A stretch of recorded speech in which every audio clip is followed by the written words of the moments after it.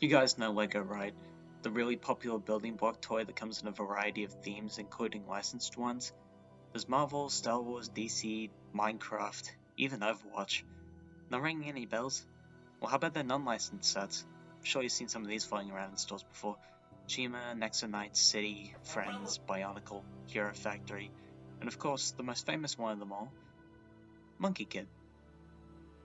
What do you mean you haven't heard of this theme? Maybe I shouldn't have called it the most famous one then. Well, that doesn't matter, because today I'm going to enlighten you all on the hidden gem that is LEGO Monkie Kid, whether you like it or not. But first, just so you're not completely confused as to what LEGO Monkie Kid is, I'm going to give a bit of an explanation. Apologies in advance if I butcher any of the names here. Over 400 years ago, the Chinese novelist Wu Cheng'an wrote the classic Chinese novel Journey to the West, a tale of the great monk Tang Sangjiang, wow, really already butchering names, journeying to the west of China to find and retrieve the Tripitaka, a collection of sacred Buddhist scriptures created by the Buddha himself, said to bring peace to even the most sinful of people who read them. The Buddhist monk is assisted on his quest by his mostly loyal disciples, those being the mischievous and powerful Monkey King, Sun Wukong, the lazy and gluttonous pig demon, Zhu Bajie, the strong and dangerous river demon, Xiao Wujing, and lastly, the trustful and strong-willed white horse dragon, Ao Lie. Together, these travelers, known as the Pilgrims, take a journey to the west, in their quest to seek redemption and bring everlasting peace to China. Sounds like it will make a good plot to a TV show, huh? Well, I'm not the only one who thinks that. It has been a story retold and adapted over the past 400 years, with some retellings having moderate popularity. Flash forward to everyone's favourite year, 2020, where a new LEGO theme was announced and released to... I was going to say the world, but this LEGO theme hasn't really seen that much of a worldwide release until recently. I'll touch on that later. Anyways, LEGO revealed their latest theme to the public. Inspired by the aforementioned Journey to the West, LEGO Monkie Kid acts as a sequel of sorts to the original novel, although it mostly follows one character in particular, that being the Monkey King, more accurately his successor, the Monkie Kid. In terms of the actual LEGO sets, I don't know too much about their overall quality since I don't actually have any, although I can say that some of them look bloody awesome. However, what I do have experience with is the frankly underrated piece of media that gives context for these beautiful little pieces of plastic. Alongside this new LEGO theme, a show was created, as was the case with things like Nexonites and Chima. However, this show has one key difference that makes it stand out from the rest. Animated beautifully in 2D by the fine folks over at Flying Bark Productions comes possibly the best LEGO show. I present to you all, LEGO Monkie Kid.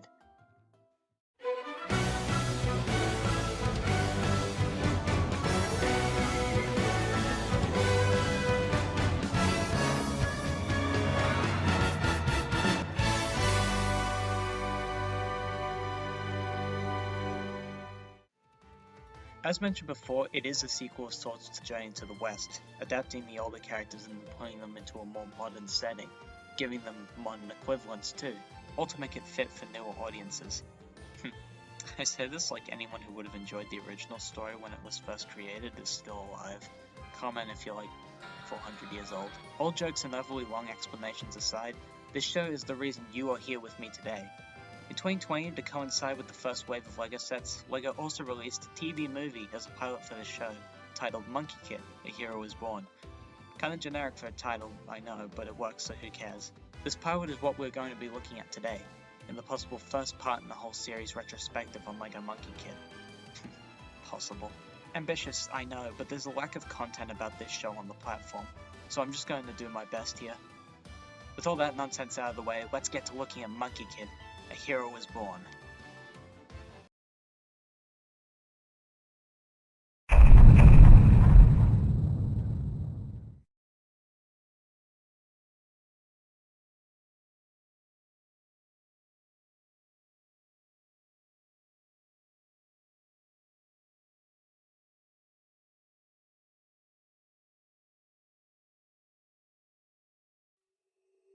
Apologies to any of the viewers who are startled by the gun that is constantly pointing your way. My arm is currently stuck in a completely fixed position. Not much I can do about that right now, so you'll just have to bear with me. You know how before I said this was a 2D animated series? Well yeah, I wasn't lying. The animation for this show is some of the best in a modern day cartoon I have ever seen. Not only is the animation fluid, smooth, charming, and expressive, but it also takes inspiration from anime. The way in which characters move and how things are drawn is very reminiscent of anime, especially in this special. Yet the show still retains its own sense of style that allows it to stand out. One of the issues I have with other LEGO shows comes with the 3D animation that they use. Now don't get me wrong, I like Ninjago as much as the next guy. That shit is awesome, but I feel that its choice of animation limits certain things, like action scenes. With the 3D animation they use, punches, kicks, and most other forms of attack don't feel like they have the weight that they should. This problem also extends to how expressive the characters can be, although for these kinds of limited 3D models, they are pretty good. All of that said, I'm not sure how far this issue extends throughout the whole of the Ninjago series, because I haven't watched this show in years. I know this issue does apply to things like Chima and Nexo Knights, however, so the point still stands. I literally blinked and there were 11 more seasons of Ninjago. Please do not ever ask me to do a retrospective of this show. A lot of the problems I have with those shows are immediately solved with the introduction of this animation style.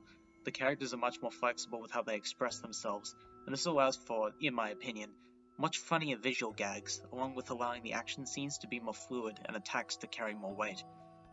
Now, this isn't a criticism to all 3D animated shows. I believe there are plenty of good ones out there that don't have the problems I mention here. This issue is exclusive to the LEGO shows. I think as well that the art style helps blend the characters into the world better, alleviating the often asked question in LEGO media of, why are all the people LEGO but the world is normal? Now the characters in the backgrounds blend together really nicely, so much in fact that sometimes I, and many others apparently, forget that this is meant to be a show about Legos. As we go through this retrospective, I will 100% point out pieces of animation which I think are standouts. You can count on that. Anyways, on with the video.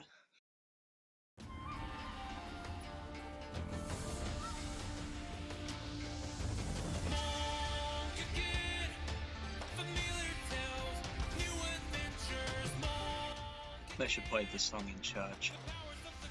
Yeah, this theme song slaps. It's not the only great piece of music in this show though. There will be plenty more to come. Okay, now let's begin this properly. The opening show of this show is actually really nice. With the stork. I don't know what kind of bird that is.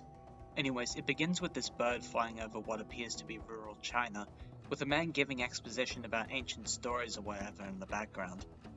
Ancient landscapes? Exposition? You know what this means. Yep, it's a flashback. To what exactly? Well, the final battle between the Monkey King and the Demon Bull King, of course. The Monkey King is here to save the world, whilst the Bull King here threatens to take it over. Considering this is a flashback, I'm not liking his chances. You're wondering what that is? No, that's nothing. Let's just continue with the retrospective. Now, some people in the comments are going to tell me that this fight doesn't exactly match up with their fight in the original Journey to the West. Here it appears to happen for a completely different reason, and at a completely different time. Well, to that I say zip it. We'll get to that whole can of worms eventually, but for now, just enjoy the well-animated fight scene.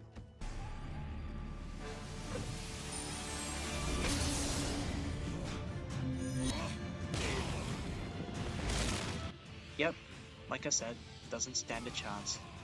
After a long and arduous battle between the two most powerful beings in the land, the Monkey King emerges victorious, sealing the Bull King under a giant mountain and going into hiding for hundreds of years. Flash forward some 100-odd years later, and we see that the entire landscape where the battle took place has developed into a sprawling megacity, going by the name of... Actually, I don't know the name of this place. They only ever refer to it as the city. Let me Google this shit real quick.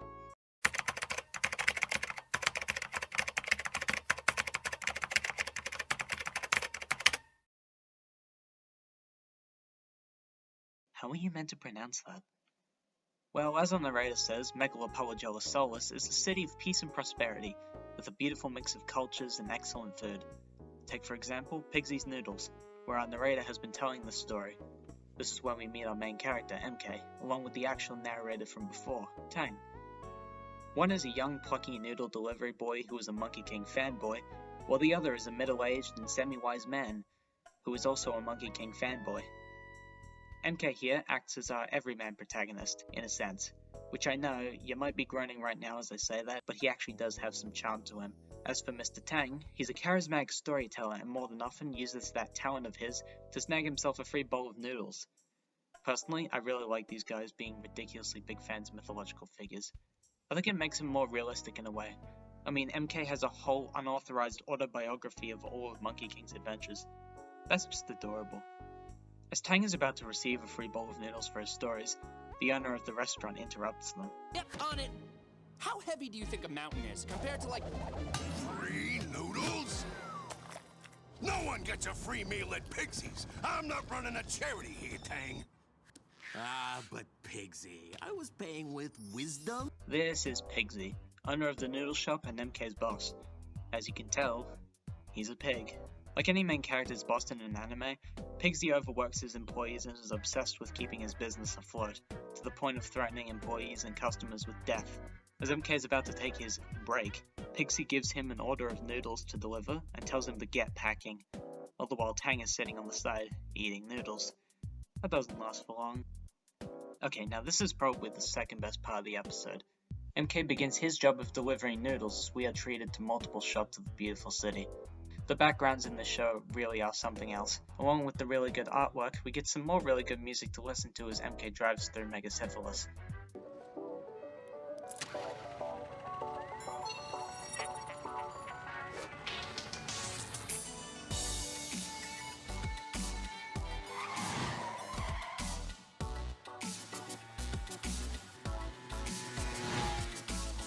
Seriously though, this music is way too good for how short it is.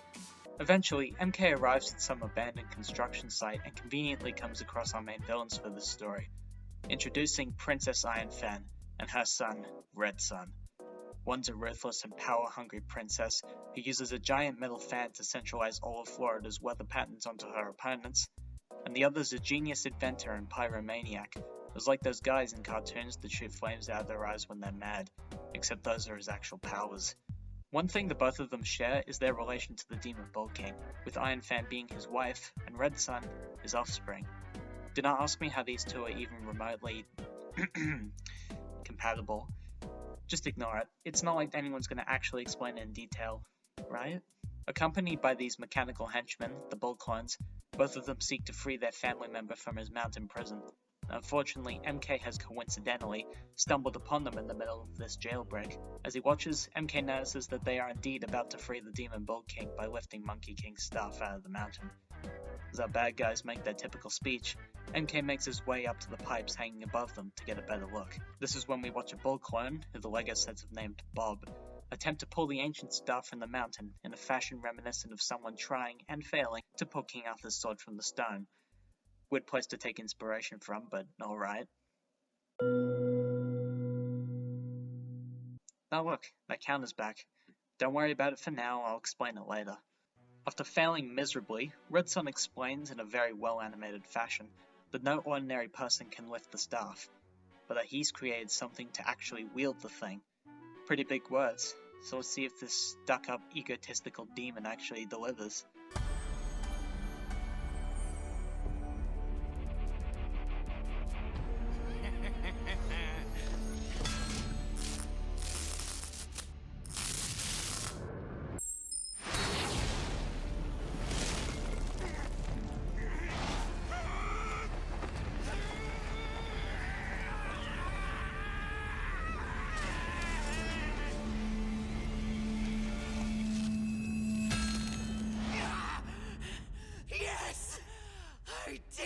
Well, shit, color me impressed. After proving literally everyone wrong, and by everyone I mean me, Red Sun gloats over his victory to his Bull Clones. Look at them, they're all so proud of him. Except Bob, he's still got no arms.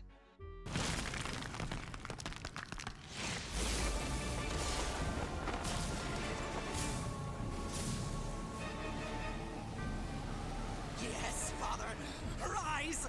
Rise! Now the Demon Bull King has emerged from hundreds of years of imprisonment, ready to tear the world asunder and restart his journey as a conqueror. As MK watches in horror, a strange-looking bird begins pecking in his hands, all while Red Sun is desperate to get compliments from his dear old papa. Look at him go. Indeed, folks, we may have a contender for best character on the show already, and we're only, 10 minutes in? It's only just occurred to me that I didn't really talk about the Demon Bull King before in the flashback, although really there's not much to say. As far as the villains in this show go, he falls towards the end of the scale as his sole motive for conquering is to control the world. You know, the usual shtick. Doesn't mean he's a bad villain per se, he can still be very menacing. It's just that it doesn't leave much going for him. The same can be said about Princess Ironfan really, considering her motive seems to be the same as DBK's. Although I will admit, there's a bit more depth here considering she seems to want to conquer the world only because he wants to. As for Red Sun, his is a bit more complicated and we'd have to get to the point in the series where his motives become the most relevant. Though I'm sure you're already aware of what they are. Eventually, the bird pecks MK's hands free from the pipes and he plummets directly on top of Red Sun in the middle of his moment. Needless to say, the Demon Bull family aren't thrilled. As DBK is about to crush our protagonist, Red Sun scoots his foot aside and offers to destroy MK for him in order to display his power. This is the part where the word is uttered. Any Monkie Kid fan will know what I'm talking about. The word that starts with P, gets said by Red Sun a lot. Waste not your energy on this peasant. As is to be expected, this goes completely wrong, and MK ends up blocking the well-animated attack with the staff conveniently laying right next to him. Red Sun and the rest of the Bull family attack in full force, to which MK's first occurrence of random bullshit life-saving powers happens, completely annihilating absolutely everything except Ironfan within a 5-kilometer radius. What's this? The bad guys have been briefly downed and there's an open exit right behind our main hero? You know what this means? It's time for an extremely well-animated chase scene. Before we get to that though, I'd like to compliment the sound design briefly. One thing I like about this show is the sound design, on things like the staff specifically. Every time the staff is used, it makes this really nice wobbling sound, as well as this mystic ringing sound that plays along with it. I think it gives some personality to the staff and makes more of an impact to any actions when it's used. The show does this a lot with its mystical objects, and it's something I really appreciate. Move that.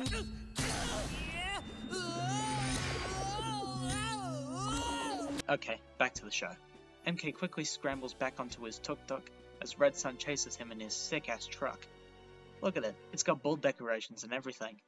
What follows is a very long and frantic chase through the cramped city streets of Megalopolis, with Red Sun and MK constantly shouting back and forth at each other. Scenes like this are what I believe is the heart of the show, the way these characters interact with each other. It makes for this charming dialogue that makes action scenes much more interesting. It's part of why I love Red Sun's character so much, being overly hammy, boasting, and shouting at his enemies in the middle of the pursuit. Come on, where did you get that? What? You think I drive anything that doesn't have at least one complex transformation? It's one of his defining traits, and a character like him excels in a show like this. Eventually, the chase leads the two of them onto a highway, and an action scene very reminiscent of something out of Rise and TMNT, what with the camera following closely behind as a bunch of insane stuff goes on around MK. Almost like this show was animated by the same studio or something. Both of them go careening off of the unfinished road, which is when we are introduced to the second contender in the contest for the Best LMK Character Award.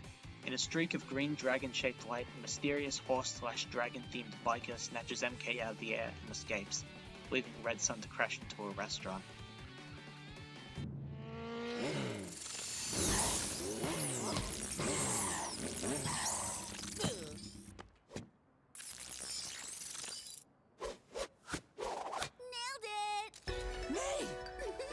This is May, a fun-loving, charismatic biker girl who is also MK's best friend. I think she's probably my favourite out of all of MK's gang. I think her character design is cool, both her biker suit and regular outfit, and she's really entertaining to watch. She may also be slightly sadistic, which if anything adds to the charm. Yeah, he was trying to kill me? Well, in that case, where does he live? Yep, contender for the best character. Although I say that May's a runner-up, in this special she can get a tad annoying, only because she's a vehicle for the writers to make social media references, although this doesn't last too long, thankfully. As MK is trying to explain to May that he almost just died, Pigsy appears from the restaurant to berate MK for not delivering those noodles that he chucked a few thousand blocks back. MK clearly doesn't care, however, and rushes into the store to meet with Tang. It's here where we cut back to the Demon Bull family, in what appears to be their underground lair. How did Red Sun get back here so fast? He literally just crashed. A lot of locations in this show are seriously really good looking, and from a distance they make really great wallpaper material. This place is really cool. You've got this forge where bull clones are forging more bull clones, the smoke everywhere from all the forging, and DBK's got this pretty sweet throne. Speaking of which... It's heavy. Yeah, that's because it's not powered up yet. The suit absorbs energy to create energy, and what better source than the magic staff that kept you underground? You mean the staff that you lost? Yeah. It was the Noodle Boy. Oh, don't toy with them, my love. Something I really like here is the setup for the Demon Bull family's really good dynamic that becomes really important later on. In all of the Bull family scenes, they bounce off of each other really well. Like how Red Sun is always trying to present his bravado to his parents, with Iron Fan being sick of it and DBK not really caring all that much.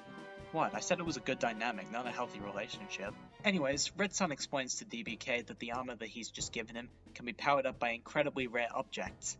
No, not objects with increasingly high levels of power, like Monkie King's staff. I mean rarity. How does this work? How does the armor know how rare an item is? Do mass-produced items that are considered rare work with this really strange contraption? Apparently so, because the first stop our Demon Bull duo are making is at a shoe store to gather really expensive shoes. Don't question it. Won't make sense if it's explained anyways. Before we do that, we've got to check back in with MK and the gang. The Demon Bull King is back! The legend is real! The Monkey King's staff is removed! We have to find him! It's the only way to save everyone before the world is destroyed! Boy, relax. You're getting spittle in my soup. Besides, you're delusional. It's just a story. Yeah, so apparently the Monkey King and all of his adventures are like in real life, where they have myth status. I find that's kinda hard to believe considering there have been plenty of things that have happened that would prove otherwise. Needless to say, the others don't believe MK in his cries for help. So you know what this calls for? The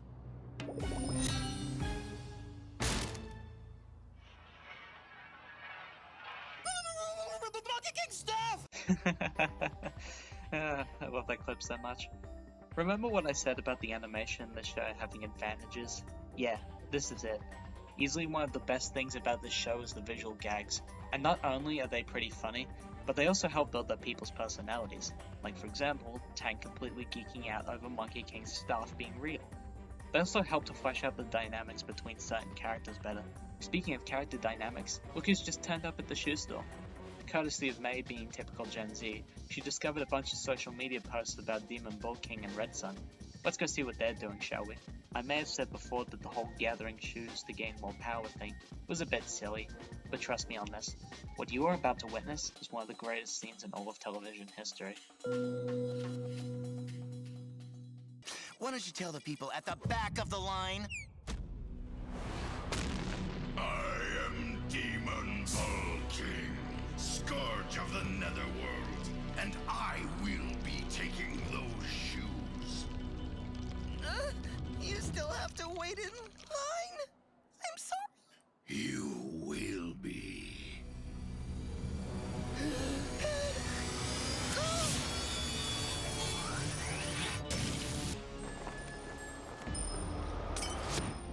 Do you know what's better than a limited edition? One of a kind.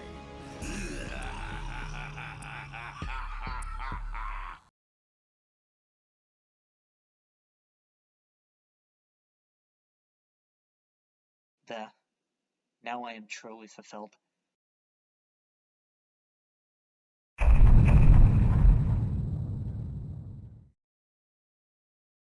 Okay, so something I failed to mention before was that this pilot was divided into two parts. One part is the setup for the journey, and the other is the actual journey. Sure makes the script a hell of a lot easier for me to divide, I'll tell you what!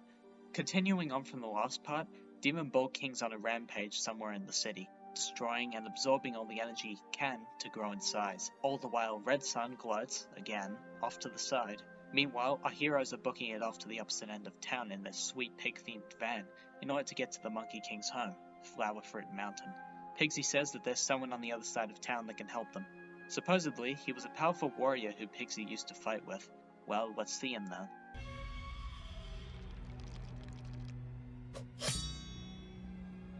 That's a lot to take in. You know what I do to people who disrupt the peace? Serve 'em tea! Okay then.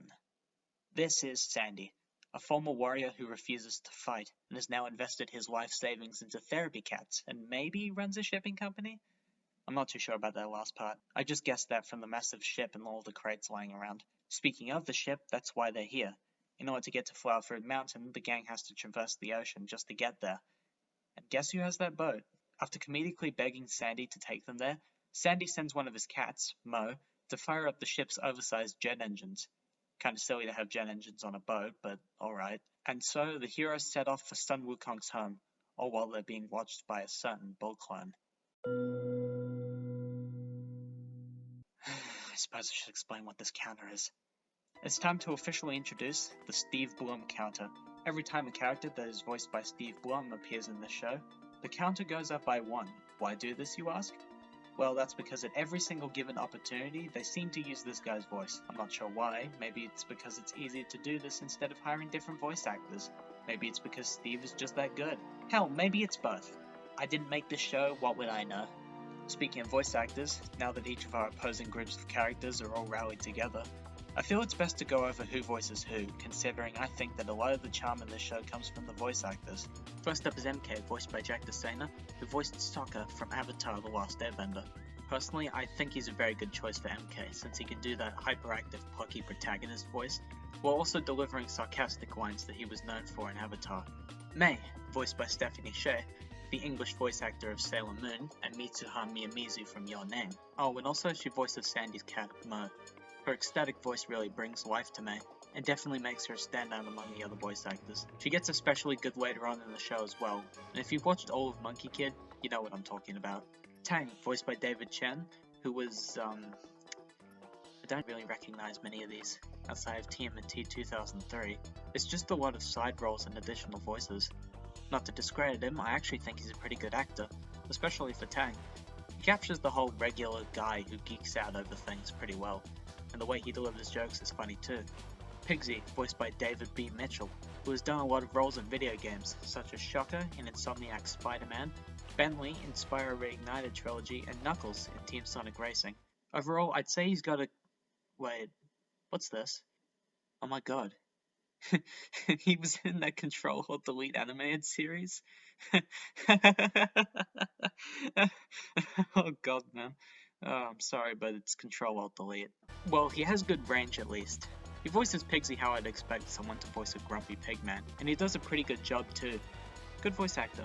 Sandy, voiced by Patrick Seitz, who has also voiced Dio from the show everyone likes to reference, and also the worst Dragon Ball character ever. No shade to Patrick, just throwing that opinion out there. Considering the other characters he voices, he makes Sandy sound very friendly, and I like it. Princess Iron Fan is voiced by Gwendolyn Yeo, who has been in a few roles such as Lysandra in God of War 2005 and Pain in Final Fantasy X-2. She also does acting outside of voice work, but I'm just thinking of VA work here. I think she voices Iron Fan pretty well, what with her constantly taunting enemy and ally alike, and being an intimidating threat. Red Sun, voiced by Kyle McCauley, who has voiced Simon in Infinity Train, rest in peace to that show, and 9S from Nier Automata. Now I've explained one reason why I like Red Sun as much as I do, that being the way he interacts with other characters. The other reason being that his voice actor is so good. Kyle knocks it out of the park in the way he voices Red Sun, what with his constant shouty behavior, irritable quirks, and uncontrollable anger giving him so much personality. Demon Ball King, voiced by the aforementioned Steve Blum, who... Oh god, where do I start? He's voiced Spike Spiegel from Cowboy Bebop, Green Goblin in Spectacular Spider-Man, Sub-Zero in Mortal Kombat 10, 11, and Scorpion's Revenge, Sauron in Middle-earth Shadow of Mordor, Wolverine in almost everything X-Men related, Starscream in Transformers Prime, 90% of the cast of Star Wars Rebels, Vincent Valentine from Final Fantasy VII Advent Children, Red Skull in Avengers Earth's Mightiest Heroes, and Orochimaru from Naruto. Damn, man. Yeah, he's a professional alright, which is why I think he's the perfect choice for the Demon Bull King. The way his voice sounds captures the menacing nature that someone like DBK is meant to have. And also, Steve Blum is a really fucking cool voice actor. Okay, long tangent over. So, as mentioned before, as the gang took off to Flower Fruit Mountain, a bull clone going by the name of General Ironclad was keeping an eye on them. We now return back as he's reporting to Red Sun, who's overlooking the destruction caused by his father, and delivers him the news of the team leaving the mainland. Red Sun asks the obvious question, why did you let them get away? Before being interrupted by the arrival of his mother. Once again, I really like this dynamic of Iron Fan outshining Red Sun here after he had done it to her before. Now that Iron Fan is flown away to intercept MK and the gang, let's go meet back up with them. Well, our gang are peacefully traveling on Sandy's boat towards Flower Fruit Mountain, with MK playing around with the staff briefly.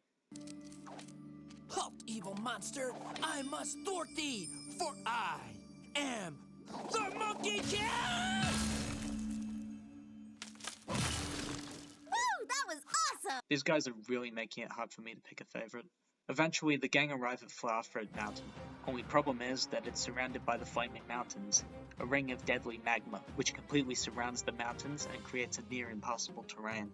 This forces the gang to travel on foot, with MK, May and Pigsy traveling through, while Sandy, Tang and Mo stay behind on the boat. Walking through the treacherous terrain, Pigsy almost gets fried, and that makes MK start talking about how the Pilgrims originally passed through a similar group of Flaming Mountains by using a certain Demon Princess's fan, a cute reference to the journey to the west, which is unfortunately cut short by the appearance of the actual Demon Princess herself.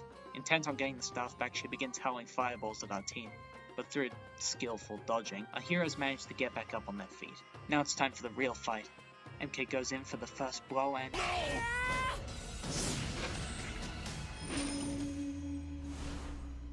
What? Oh yeah, forgot that they had that thing. So it appears that Iron Fan has killed MK. I mean, we all know he's still alive, he's the main character after all, but let's just entertain the idea for a moment. Swallowed in a column of fire, and his friends in tears, May and Pigsy make their retreat, all the while Princess Iron Fan revels in the glory of having finally obtained the staff. Honestly, the scene would be pretty generic in terms of writing, but this animation is seriously just that good that I can look past that. Back on the boat, the gang is in mourning. Pigsy regrets not trying to help MK, despite the obvious problem of not being able to keep up with him in a fight. Tang begins to make a statement. It's not over. We can't help MK, but we can make sure no more lives are lost. Make sure his sacrifice wasn't in vain. Again, the way the scene is animated really makes it special. The detail of the ashes from the Flaming Mountains falling around them helps set the mood in this scene really well. All this for what is, writing-wise, a pretty generic all hope is lost scene. With the team's hopes reinvigorated, our team sets sail back to the mainland. Meanwhile, the Demon Bull family begins the final step of their plan in conquering the world.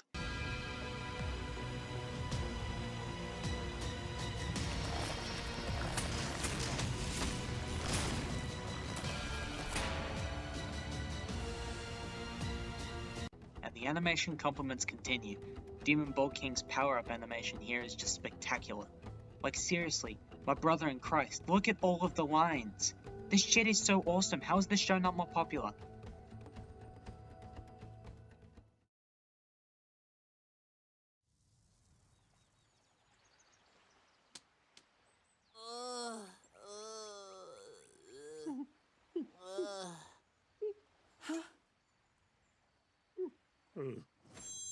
See? Told you he was still alive. Turns out, Princess Iron Fan was feeling a bit counterproductive today, because it appears she sent MK flying all the way onto the place he needed to go. Mount Huaguo, otherwise known as Flower Fruit Mountain. Yep, directly on the Monkey King's doorstep. Well, after being assaulted by the island's native monkeys, he does what any normal human being would do in a situation like this, and goes for a hike. Eventually he reaches a beautiful waterfall and hops across the stones dotted across the lake, and reaches the actual waterfall, finding the magic seal that keeps whatever he's going to find inside there isolated. Actually, this feels kind of familiar. Oh yeah, no wonder why! The path MK takes from the waterfall onwards is a direct recreation of the path leading to the house that Wukong found in the original book. Ah, this is so cool! Look at all the details here. Look, there's the bridge Monkey King crosses. It looks so cool! And there's the... Oh, hey, that's new. Looks like there's been some renovations here. There's a bunch of murals of the pilgrims here. As the sight of truth lights up the whole room, visions of the Monkey King's journey and his friends begin appearing. Oh hey look, it's those demons from the intro. Looks like these are all of Monkey King's old enemies. Perhaps they'll be returning later on? That could be exciting. Looking around the room, MK finds what appears to be Sun Wukong himself standing nearby. The Monkey King runs down the narrow cavern behind him, with MK quickly chasing after him. Once he reaches him though, what was thought to be the real Monkey King fades away, as we find Monkey King's old house, appearing to have been abandoned for a while now. But just then, a strangely colored butterfly flutters down from the ceiling.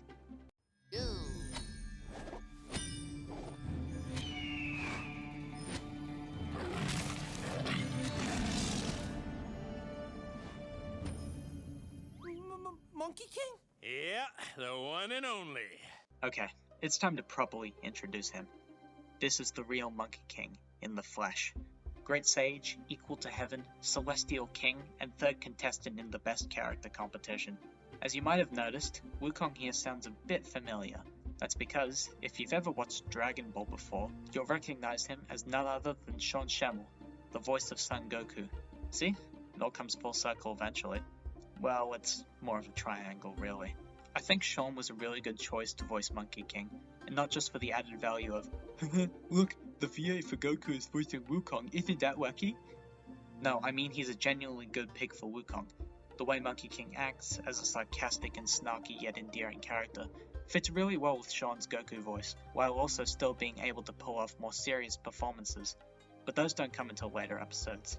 After Monkey King reveals to MK that he has been watching MK this whole time, using his 72 transformations to disguise himself, he then pulls off a double reveal, Super Smash Bros. Style, and tells MK that he's been chosen as his successor! Of course, MK's first reaction to this is, who, me? Before Monkey King gives him one of the first in a long line of cheering up MK speeches that this series has. With Monkey King reinvigorating his will, MK steps out from behind the waterfall, ready to take on the powered-up Bull King.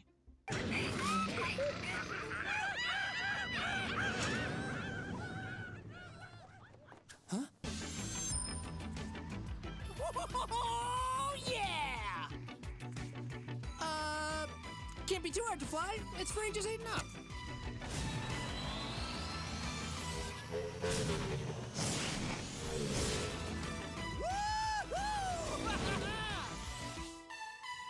Keen-eyed viewers will notice that was actually the crate that got flung off of Sandy's ship from before. Why he had that on his ship? I don't know. Back in Megapalooza, DBK is tearing up the streets with his laser cannons that he got, courtesy of the power boost. As the Bull clones swarm the wreckages below, a familiar-looking van crashes through and begins making its way to the Demon Bull King.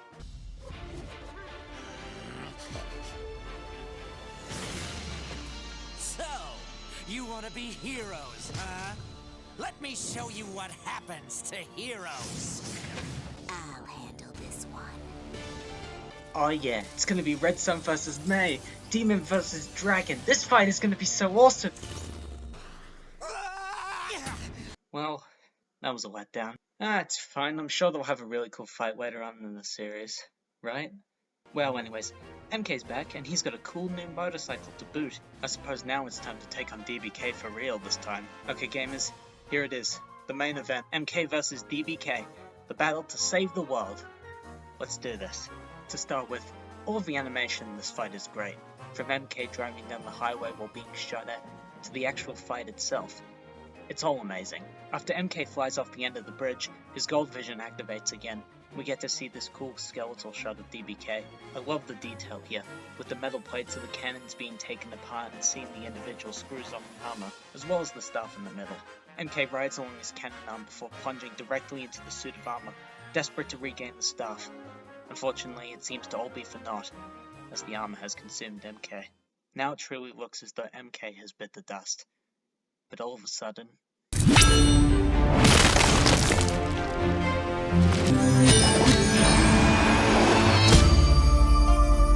Oh yeah, a hero is born, baby! We've done it! The title name was fulfilled! We can go home! Weird implications of this aside, it seems that this is MK with the full powers of the Monkey King on his side, as shown when he sent the Bull King flying with one punch. Oh, and the golden headband forming on his head might have given it away too. Just as MK is about to do what Monkey King did all those years ago, the tables suddenly turn for the worst. As DBK taunts our hero, he realizes something. To beat DBK, he isn't meant to be the second Monkey King. He is his own human being, and as such, should do this his own way.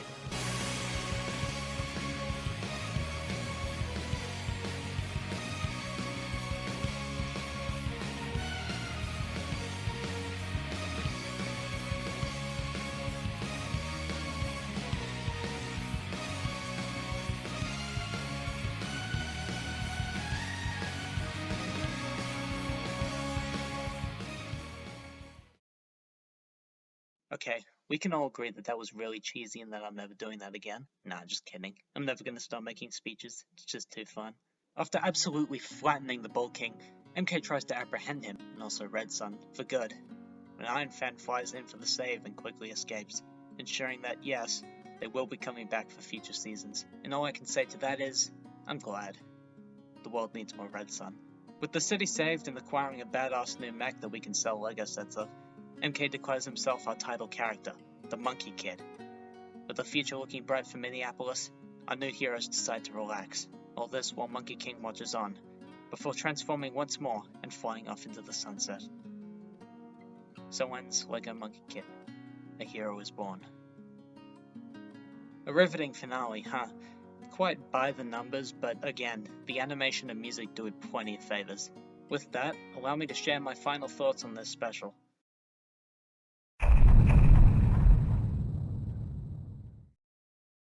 I'll be honest, looking back on The Hero Was Born, a lot of this special was carried by the animation. Had this just been like any other LEGO special, I probably wouldn't have even batted an eye in the first place. Not to discredit the people who worked on this or anything, I just think that a lot of this special's appeal comes from the animation. Hell, it was how I introduced the show, and it was what I opened the retrospective with. Outside of its pretty basic plotline, it showed plenty of potential, what with characters like the Demon Bull family, which can be clearly expanded upon in some form, and since it's based on mythology, there's an infinite supply of inspiration to draw from in terms of characters and locations. Despite all that I've said here, I think it's very clear that the people who designed the show had a clear love of the original work, or the works it inspired. This is seen in all facets of the show, from the more anime-reminiscent animation, to the voice cast being made up of people who have done voice acting in English dubs of anime, to even the character designs of our main cast. As some of you have probably already noticed, a lot of the original characters in the show share some parallels with certain Journey to the West characters. Some of the more obvious ones include MK, with his headband and yellow jacket replicating Monkey King's design.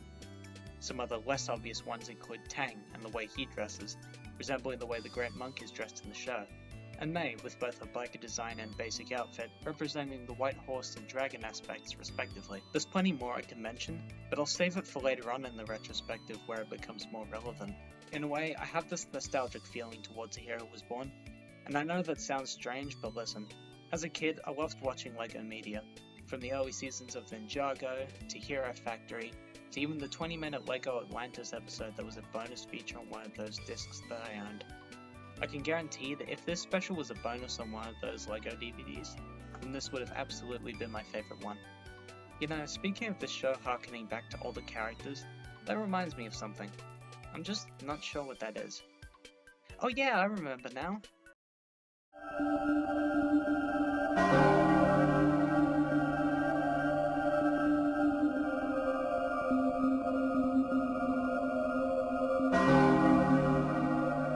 You're probably wondering what this has to do with where you can watch Monkey Kid.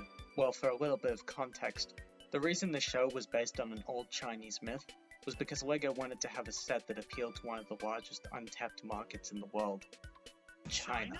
Remember what I said earlier about this show releasing in 2020?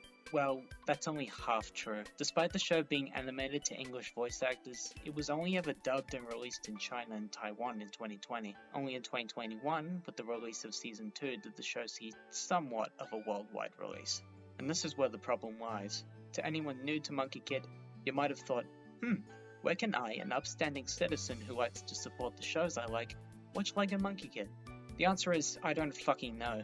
Just trying to watch this show myself was an annoyance and a big waste of time when I first discovered it. Nowadays it's a lot easier to find, but you still have to jump through the hoops that are modern day streaming services. If you live in the US, which I'm assuming most people watching this do, I'm sorry to say, pal, but you've got to use the absolutely awful Amazon Kids Plus app. And even then, you're probably not guaranteed to see Season 3. Because even after paying for this terrible streaming service, Season 3 is barely even available in the US. I absolutely hate having to say this, because I like supporting good shows, but you're probably better off pirating the show. At least then you'd be guaranteed all of the seasons, even if they're in varying quality. As for other countries, I'm not too sure. And I don't think I have the time to check, because looking at the page count on the script, I think this video is getting a bit too long. So instead I'll recommend to you Monkey Central. This channel, which centers around Monkie Kid related news, has released a video about where you can watch the show. So I'll just leave a link to that in the description. And for those of you that don't read the description, it'll be in the comments section too, you lazy bastards. I think that's all I have to cover regarding the pilot now. Come back next time for when we return to Monkie Kid for the second part of the retrospective, covering the show's first season. Until then, stay cool. I'll see you around.